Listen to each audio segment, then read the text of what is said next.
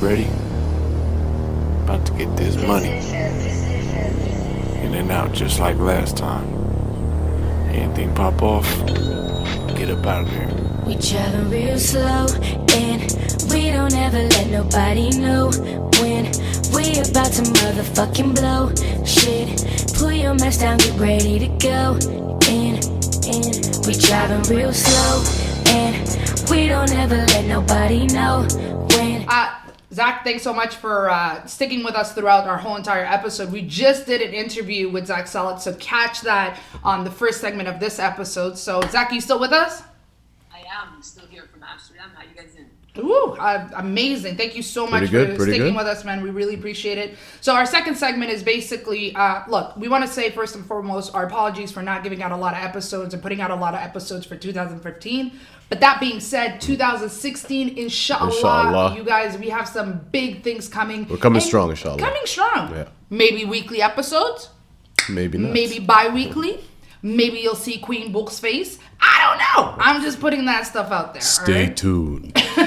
So catch us for 2016. That being said, we wanted to do our second segment of this show, of this episode. We wanted to do the good, the bad, and the beautiful. The what? The beautiful. The beautiful, exactly, of 2015. So we have Zach still with us, so thank you so much in helping us out in this segment as well. Now, 2015 has been a ridiculous year, man. It has just been, it's a dark year. I feel like it's a dark year. So much has been going on. I mean, it's been a rough time for a lot of people. Right.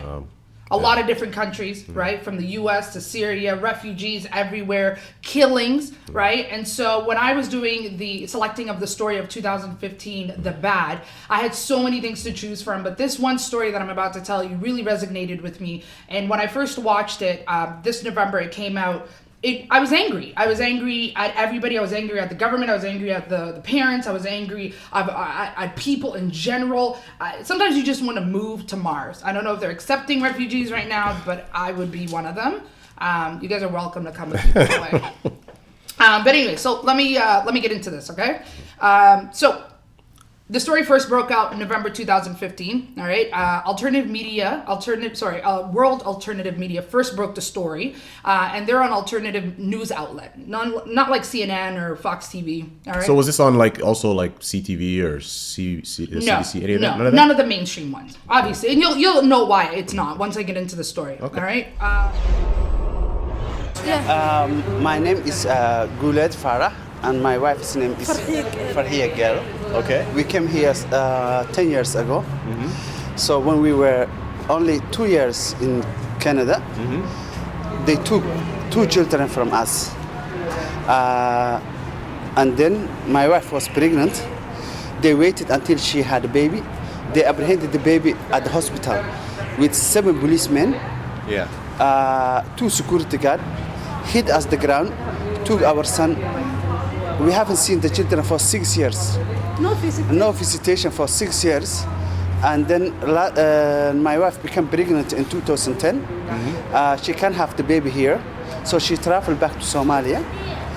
Our 4th child was born in Africa. Yeah. He is there and he can't come here. If he comes here, he will be apprehended. So our 4th child lives in back home. So we have 4 children. Mm. 3 are here, 1 back home. We can't stay here because if we live here, our 3 children, we have to leave behind. Yeah. We can't go to we can't go to Somalia. Our son is also waiting us. The only problem is there was an accident in 2008. Mm-hmm. My daughter had an accident. Mm-hmm. My wife took the child to the hospital. They said, you don't speak English. They call CFS. CFS did not apprehend our children first. They said, what you are saying, although you are speaking broken English, match the accident. After 5 days, they took all the children. So they never really gave a good reason, and broken English obviously isn't a good reason to take a child. Mm-hmm. So you've been coming here every day? Every day. 2 months. 2 months. For the last 2 months, we met. We come 7 o'clock. 3 children with the government. They were told to do parenting classes, right? They told them to go take the ESL. So for years, it's been 6 years. Parenting. Like, what's wrong with their parenting? But no, there has never been an incident. That's the problem. There has never been an incident where, listen, we all get spanked when we were younger. Sorry?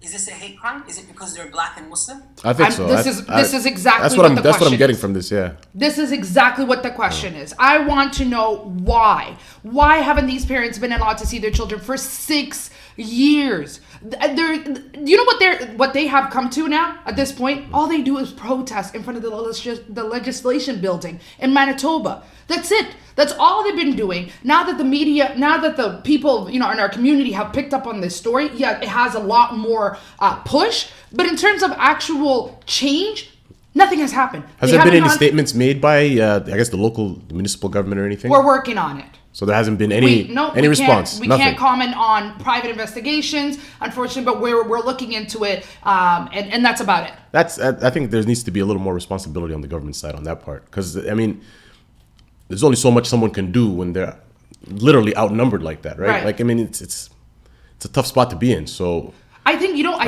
actually think this is an epidemic, guys. I swear to God, I don't know what it is, but this is not the first time I've heard of Somali parents losing their children to the government. Now, listen, I'm all about taking children away if they are not in a safe environment. I get it completely. If you are beating your child day in and day out, if you're torturing them, if you're not feeding them, there's so many reasons why a child cannot be in that environment. I get it, and I'm for it. But I am not for taking children away from families based on their religion, based on their color, or language barrier. Yeah.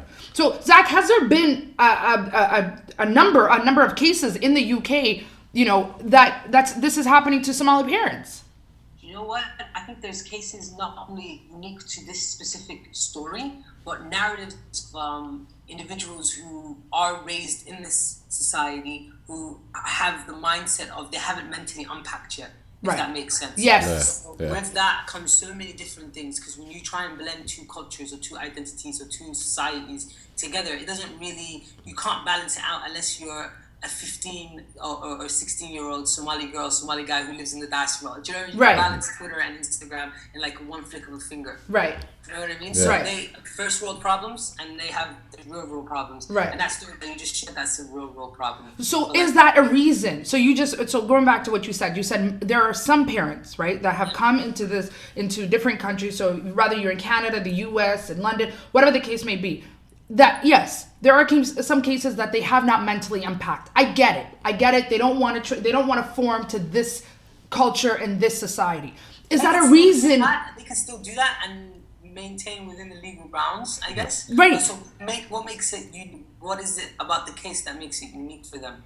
That's interesting. I feel I think they could have been better equipped. I don't know. I can't speak. I don't know, but not them specifically. Right. That case is different, but I'm talking about generally, like when people do travel or to move to a new country and everything. I mean, it's you want to be a little more equipped. You want to kind of get a lay of the land, so to speak. You know what I mean? And it's just frustrating.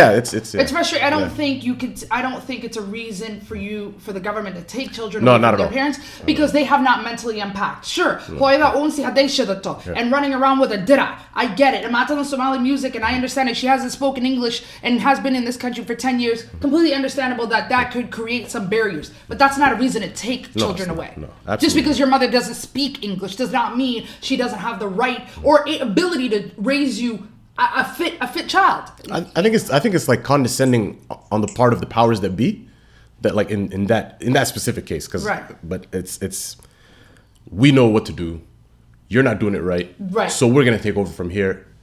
Don't make a fuss about it. Yeah. You know what I mean? And like the tone and just the way it's like the way that absolutely nothing's happening. It's like you're gonna have to take it on the chin because this is the way things are. Yeah. This is Canada, and they're gonna look at you with like a poker face. You know what I mean? This is Canada. This is Canada. They're gonna look at you with a poker face and say that. And like and it's sad that there's not a lot of. I mean, it's frustrating, especially when we see that kind of stuff. It's like you just want to go there and say, hey, they can't do much, but you want to react. You know what I mean? You want to do something. And I was furious. Like, I was furious at the government. Manitoba. I was furious at the parents, and I don't know why I was furious. Maybe because I wanted them to do more. Maybe you were angry, but your anger went everywhere in one shot, right? Exactly. It's not something you can just take and just kind of chop it up and say this is why. It's a number of reasons that we might not even understand some of them, and it's extremely frustrating. Anyways, I'm gonna keep up with this story, you know, Zach, and we'll keep everybody posted as to what the outcome is. But inshallah,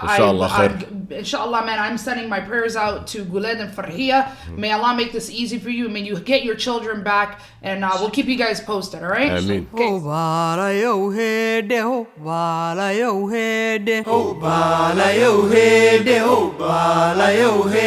halkii aan ku ababiyo hargeysiyo burcoy heedhe